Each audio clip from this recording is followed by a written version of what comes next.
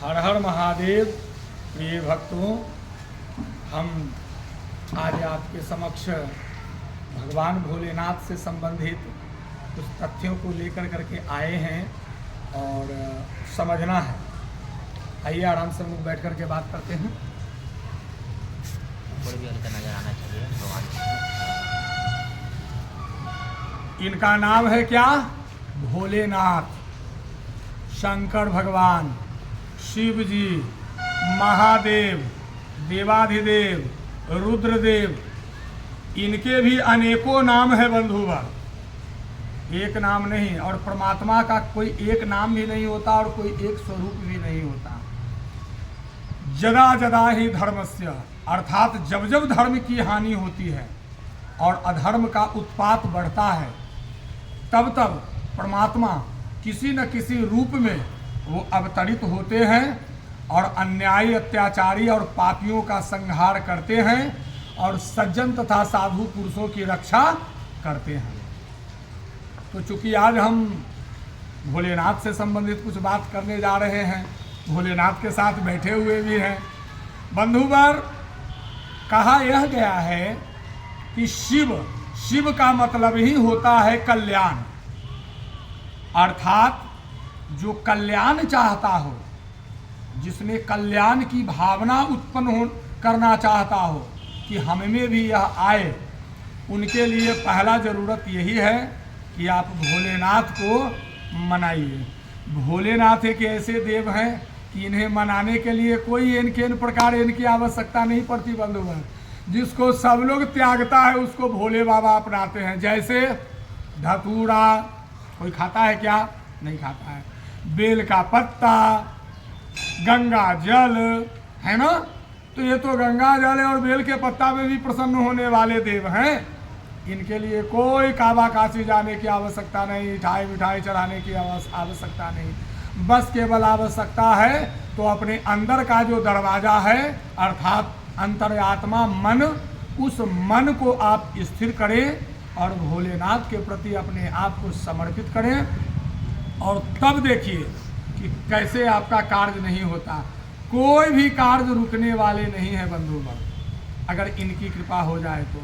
ये माने गए ये देव मृत्यु के देव हैं, यानी संहार के देवता हैं, संहार करने वाले हैं।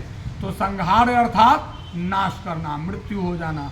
तो मृत्यु ही एक ऐसी सच्चाई है जो एक न एक दिन सभी लोगों के पास आएगी ही आएगी, चाहे वो 7 पाताल के अंदर में चला जाए या 7 ताले के अंदर में बंद होकर करके रहे। लेकिन जब मृत्यु आएगी तो उस समय में फिर रोकने वाला कोई नहीं होगा बंधुगण। तो बस हम केवल इतना ही कहना चाहते हैं कि आप जो कर रहे हैं आप कीजिए, आपको रोका नहीं है किसी ने, क्योंकि आप वही करेंगे जो आपका मन कहेगा। क्योंकि प्रत्येक इंसान, प्रत्येक मनुष्य अपने मर्जी का मालिक होता है।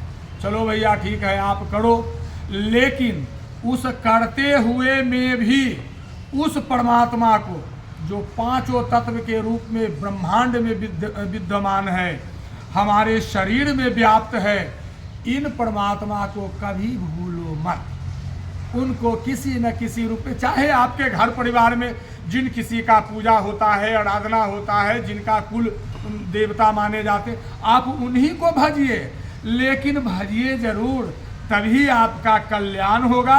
और जब कल्याण होगा तो शिव के साथ आपका साक्षात्कार हो जाएगा। बंधुवर, इधर बता रहे थे कि शिव हमारे गुरु हैं। तो शिव हमारे गुरु हैं क्या यह कहने की बात है? वो तो आदि गुरु हैं। जब सृष्टि की शुरुआत हुई उसी समय से इन्होंने अपने गुरुत्व को चला रखा है और चल रहा है और चलता रहेगा। क्योंकि इनके बारे में न इनका कोई आदि है न इनका कोई अंत है। वेद और शास्त्र भी बताता है कि ये जो हैं अजन्मा हैं, इनके कोई माता पिता भी नहीं है।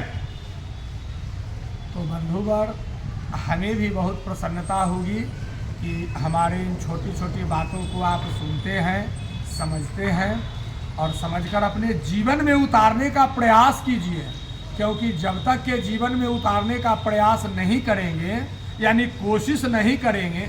अच्छा एक बात समझिए, कुदाल चलाने वाले को देखे हैं, शुरू दिन जब जाता है तो हाथ में उसका फोड़ा हो जाता है, तो ऐसा थोड़ी है कि वो कल से काम करना बंद कर देता है, वो करता है, करते करते करते करते धीरे धीरे हाथ जो है जो घटिया आ जाता है, घट्टा हो जाता है। उसी तरीके से यह जो मन जो है बड़ा पागल है, यह मन जल्दी बस में नहीं आता बंधुगण। इसलिए इस मन को बस में करने के लिए हरि नाम का स्मरण, भगवान नाम का चिंतन ये करते रहना चाहिए। मन में सेवा की भावना, आप सेवा करो, सेवा करोगे, सेवा ही धर्म है। हाँ, जहाँ जरूरत हो वहाँ, ये नहीं कि जरूरत नहीं है और फिर भी मैं जा करके कर रहा हूँ, ये आपका निष्फल हो जाएगा, इसमें कोई फल नहीं है।